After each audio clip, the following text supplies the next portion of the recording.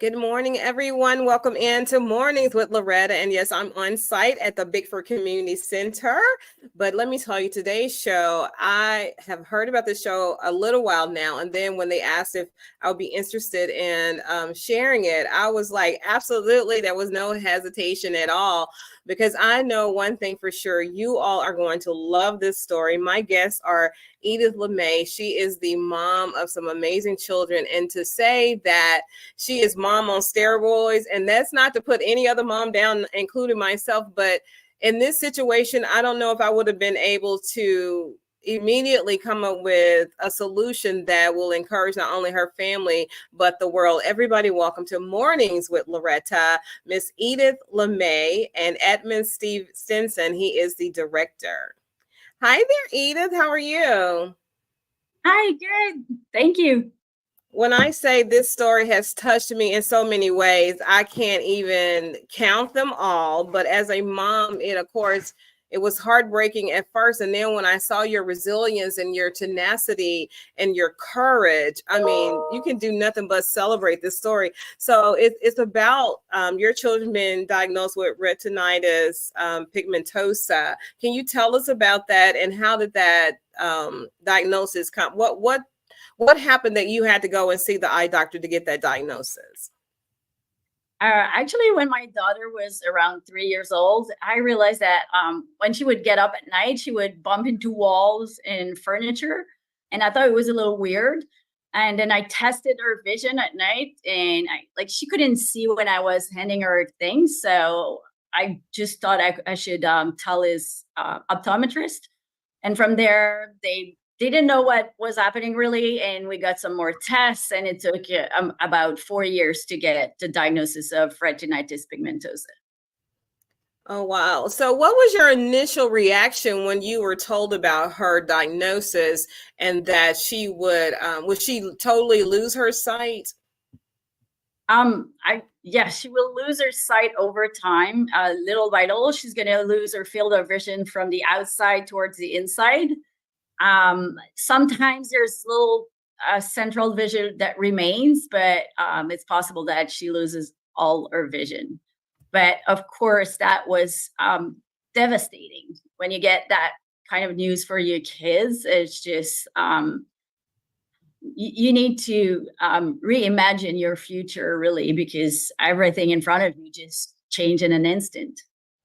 It drastically changed in an instant for you. So what really inspired you to create this global adventure to fill your children's visual memories? Because you said, I don't want her to read about an elephant. I'm going to take her to see an actual elephant, not just in a zoo, which is fine doing that too. But you had this elaborate idea. Can you share what was your inspiration? Yeah, but it started with giraffe and elephant. And we say, when you want to keep something into your memory, if there's emotion around it, like it's stuck in your memory. So we say, okay, let's go see them in real life. And then from there, we started thinking, okay, but what else is beautiful in the world that it would need to see? And then we start adding more and more destination, and we realized we had to leave for at least a year. So we decided, let's leave for a year and fill their visual memory with as much beauty as we can. I love it. I love it. You got to come back so we can share more of this story. But I want to bring Edmund on because he's the director, and I want to know what drew him to your story and why did he feel like it was so important to capture the journey and this new movie that hits theaters on Friday called Blink. The name is everything as well. So I want to bring Edmund on as well. Well, thanks, Loretta. Yeah, for me, my co-director, Daniel Raw, what was so important with this story was the universal aspect. Yes, there's the specificity of Edith and Sebastian and their 4 children dealing with retinitis pigmentosa, the diagnosis and all that entails. But more than that, we saw at the bottom of this story a very universal, emotionally rich tale of family, of resilience, of grief, and of working through a difficult diagnosis and looking towards the future and deciding what kind of person you want to be and what kind of person you want your children to be. So we felt that would really resonate with the larger community and could speak to anyone, regardless of the problems or the world or the life that they were dealing with. Oh, wow. So, how did you approach the filming process to capture both the emotional depth of this story and the beauty of their adventure, knowing that these are 4 children and this is ultimately going to impact their entire lives moving forward and hopefully other families as well? Yeah, I mean, I think what was lucky for us is that working with our incredible director of photography on the film, there was a sense in which we were also experiencing a lot of these incredible sights with the family for the first time too. So some of the wonder that you see is definitely the wonder that I felt in getting to experience these things with Edith and Seb and their incredible children. But I think equally, we spent a lot of time trying to craft a film that felt like kids could enjoy the film and that we took on our kids' perspective as much as possible. And that was literally as simple as keeping the camera very, very low. So that's a lot of the time when you're watching the film, you feel like you're watching it from a child's perspective. And that was a crucial way that we felt we brought our audience into our kids' perspective. Wow, I'm so intrigued. The more I hear, the more I want to hear. So I want to ask Edith this question. How did you and your husband decide what parts of your experience to prioritize for this amazing documentary and what parts that you said, you know what, this is going to be too personal, we're going to share, or if any was too personal for you to share? Well, none was really too personal, I think, and especially with such a great team to work with them.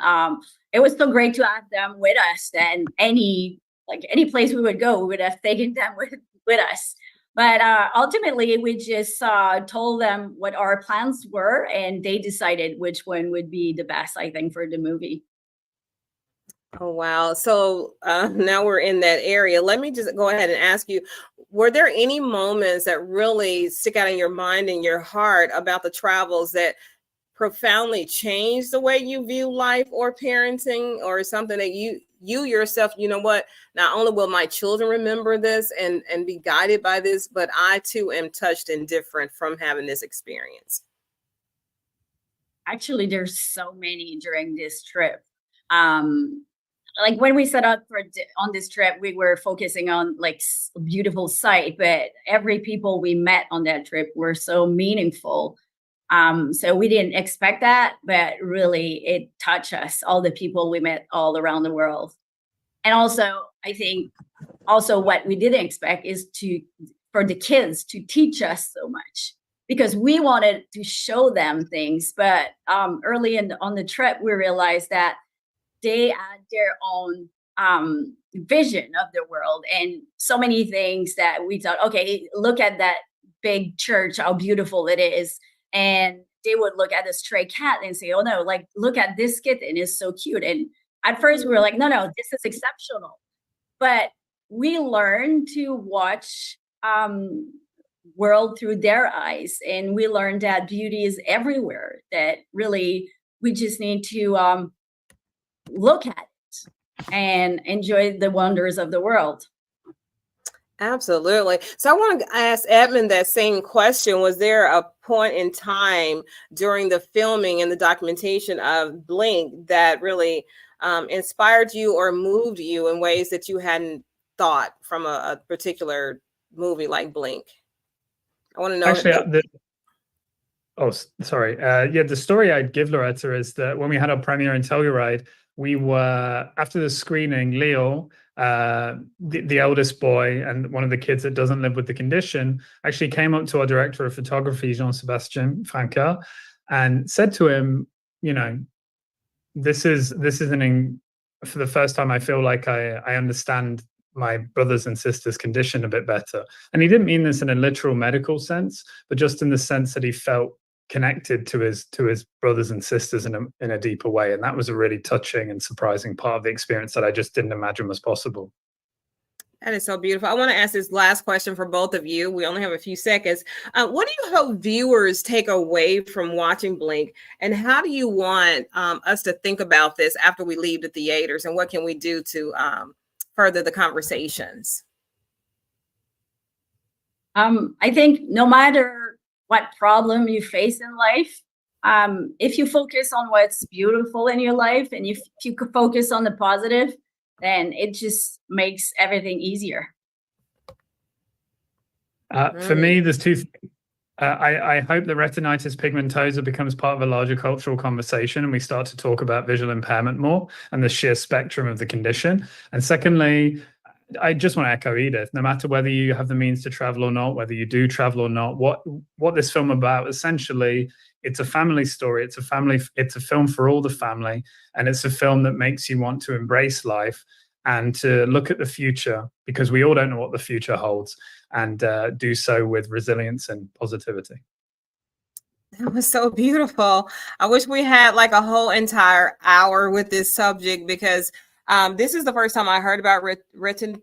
I pronounced it right the first time. You have to help me with it again, but the pigmentosis of the retina. So tell me, we should Loretta, have more. I'm sorry, we have to jump. Loretta, I'm so sorry, we're out of time. We're gonna jump off.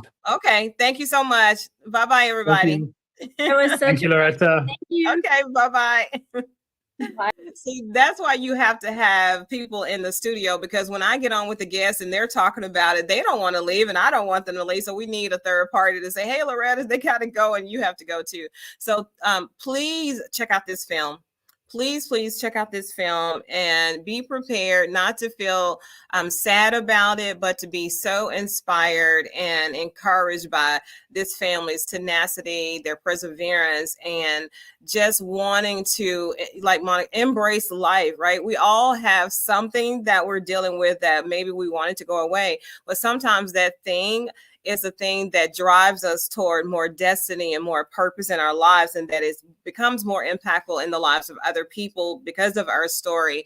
And I won't say struggle, because this family does not look at it as a struggle, but yeah, Google it, retinitis pigmentosa. Out of their 4 children, 3 of them were diagnosed with this, which means over time they will lose their sight. So this family had this incredible plan to just persevere and to change not only their life and their destiny, or not to let that diagnosis change their life and their destiny. They decided to take charge. So if you get nothing else from watching The Blink or this conversation, please know we all have that thing, right? Paul had a thorn. Was it Paul had a thorn? Jacob wrestled and had the limp in the Bible. So let me encourage you to get past it, not belittle it, because honey, I understand. I have like 2 or 3 thorns right now, but don't let it stop you from living. Okay. Until the next time, think positive, dream big dreams, help someone along the way. And guess what? We'll see you soon, everybody.